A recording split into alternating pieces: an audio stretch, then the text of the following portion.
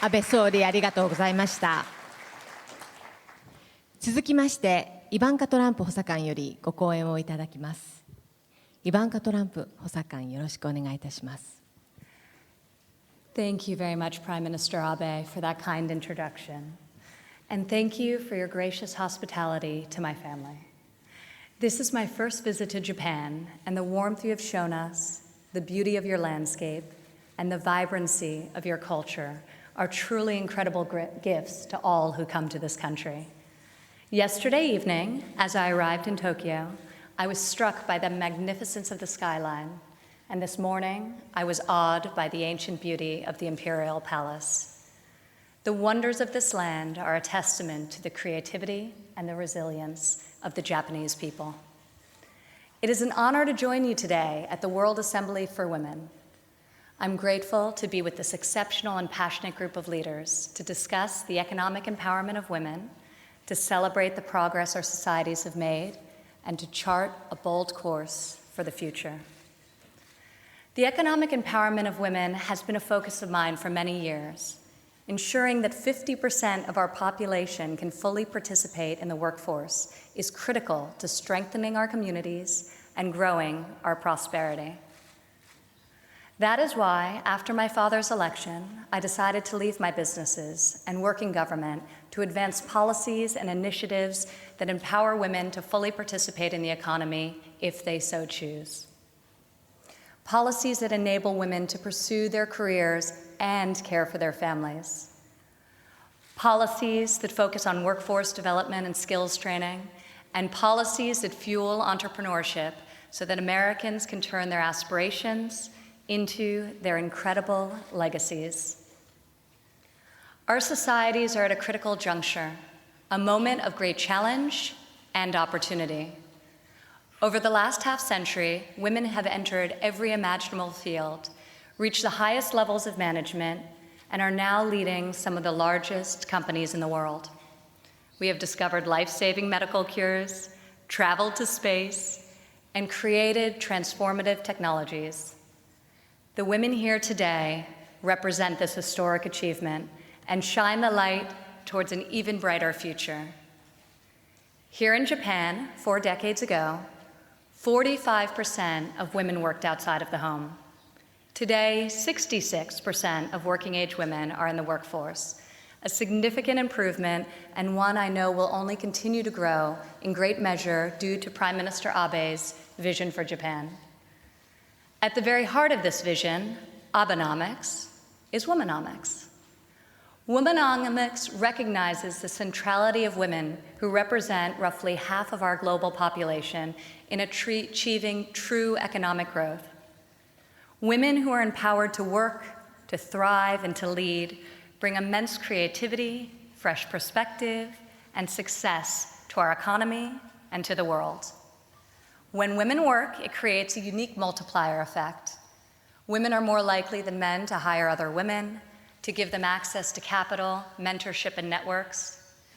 Women have been shown to invest 90% of their income in their homes and communities and tend to allocate more of their funds to food, healthcare, and education, resources that benefit children and improve our societies for generations. When women work, they not only support themselves, but they create a better future for their families and their communities. Currently, an estimated 49% of women across the world participate in the global workforce. If women close the gap with men in all aspects of work and society, it could add trillions to our annual global GDP over the next decade. I deeply respect and honor women who choose to work inside the home full-time to care for their families. We never want to discourage that incredible calling, but we must also ensure that every woman has the freedom to work outside of the home if they so choose. Therefore, in order to empower women to reach our full economic potential, we must embrace 4 fundamental changes that will propel us into the future.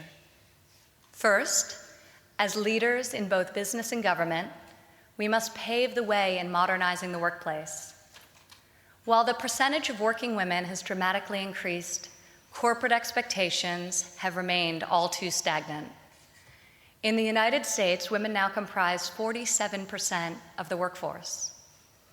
In the vast majority of American homes with children, all parents work. And in 40% of households, women are the primary breadwinners. Yet work environments and social institutions still largely operate on a single earner mindset, in which one parent, traditionally the mother, stays at home to provide full-time care. All too often, our workplace culture fails to treat women with appropriate respect. This takes many forms, including harassment, which can never be tolerated. Traditional and rigid business culture also fails working mothers and fathers who work long and often wildly unpredictable hours and get little time off. Too many mothers dread telling their boss that they must stay at home to take care of a sick child, and many must go back to work just weeks after having a baby because they can't afford not to. Every day, working parents are forced to make hard but unavoidable choices. I joined government informed by my experiences in the private sector, having been both an executive leading an international real estate business and an entrepreneur who built a successful brand in an entirely different industry.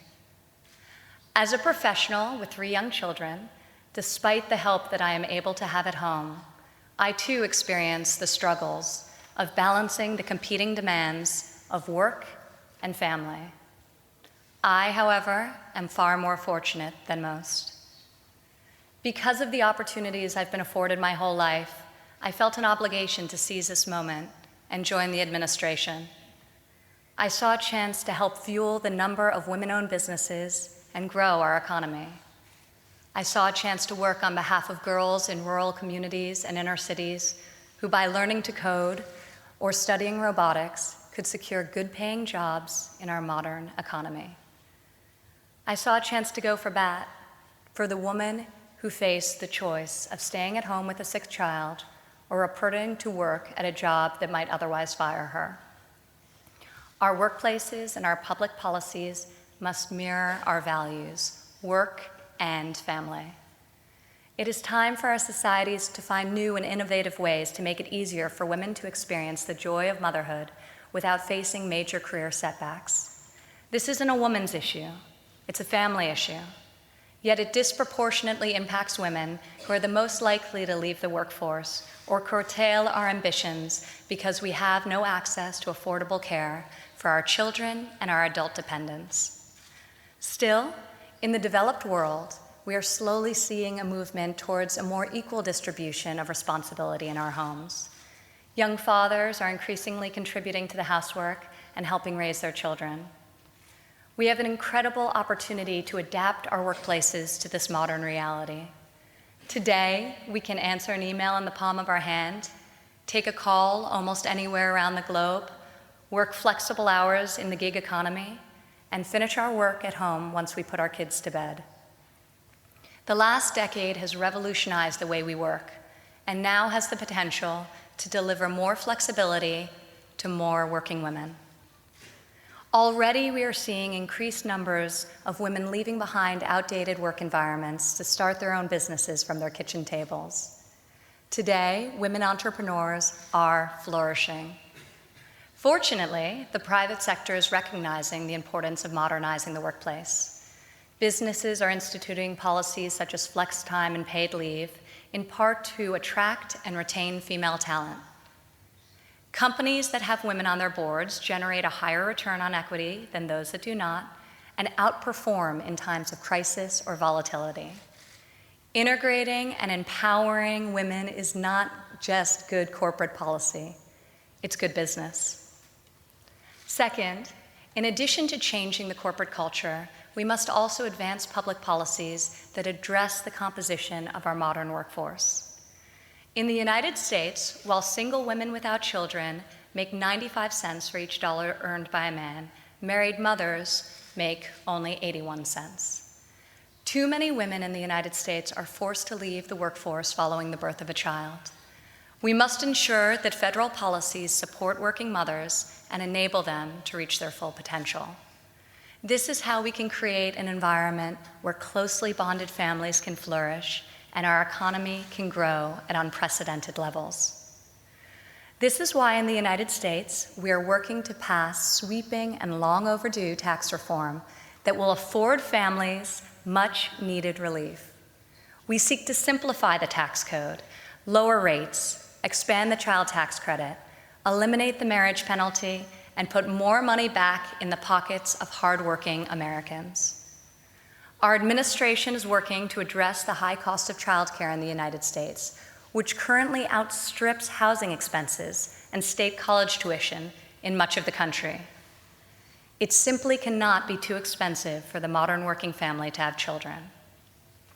I applaud Prime Minister Abe for expanding paid family leave here in Japan, an important step in addressing the modern challenge of working families and maintaining women's attachment to the workforce.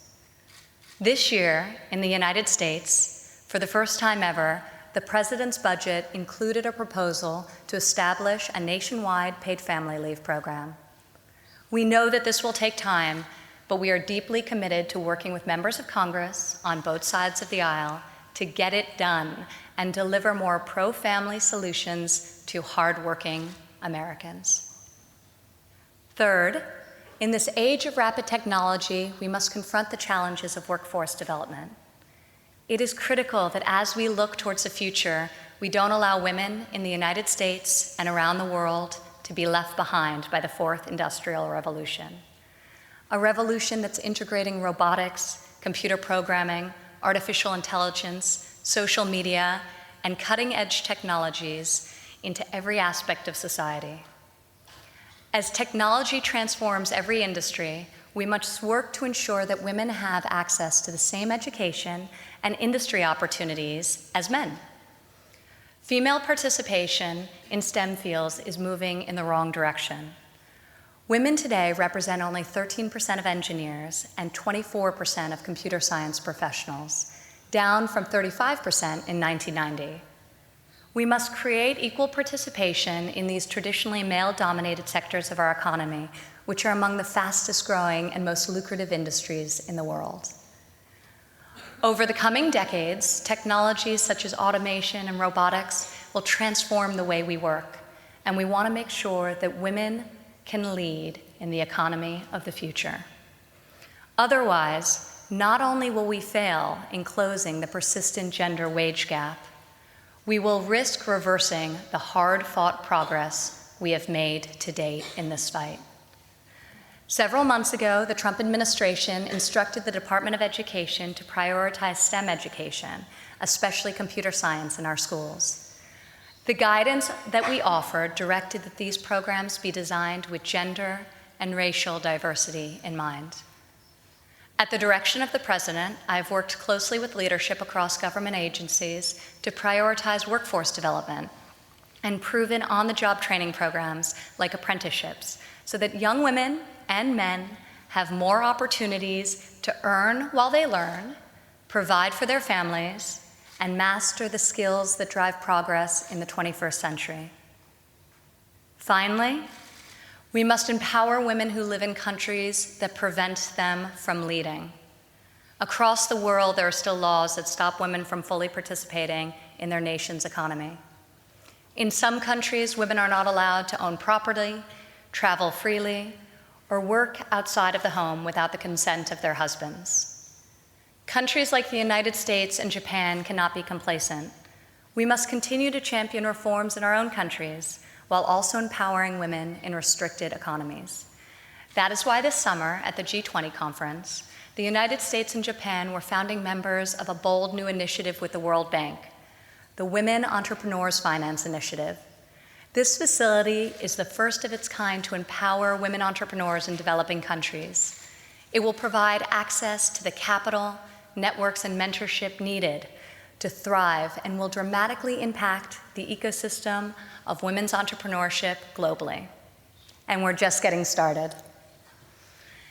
As we gather in Tokyo today, I can't help but think of some of the great women pioneers in this country who have inspired our generation. Women like Yoshiko Shinohara. She survived World War II, started as a secretary, and went on to open a small business, in her one-bedroom apartment. Her company grew into a world-renowned business in over a dozen countries. Today, as you all know, Yoshito is Japan's first female self-made billionaire. Now she helps young people afford the education they need to pursue their dreams and contribute to society. Because of pioneers like Yoshito, women in this country and around the world aspire to greater feats, climb to higher positions, and pave new pathways forward. Today, we are redefining success. We're discarding the old formula of the ideal woman, the ideal worker, the ideal mother. We are helping to shape a more realistic and complete picture of what it is to be a woman who thrives and who helps her business, community, and family do the same.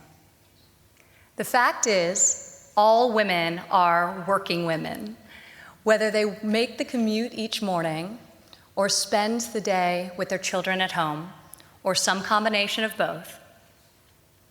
Truth be told, on Sunday nights, after a messy and wonderful weekend with my young children, I am far more exhausted than on Friday evenings after a long week of work at the office. Very true. I deeply admire women who choose to work inside the home, raising their families, and respect this decision.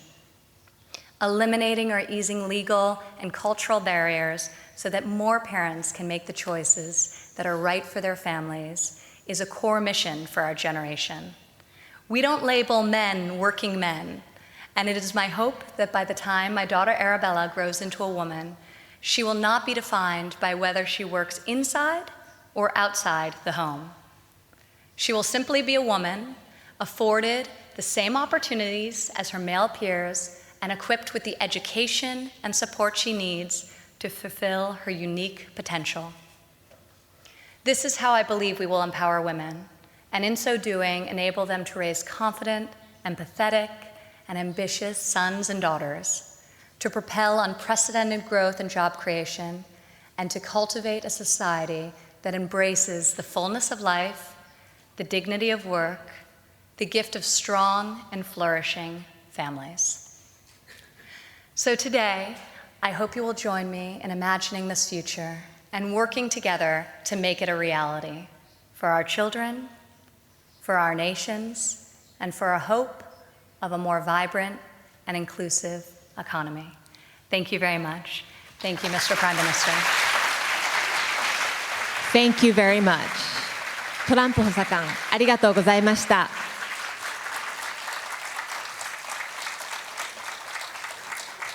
ここで安倍総理とイバンカトランプ補佐官が退出されます。皆様、ご着席のまま、もう一度拍手でお見送りくださいませ。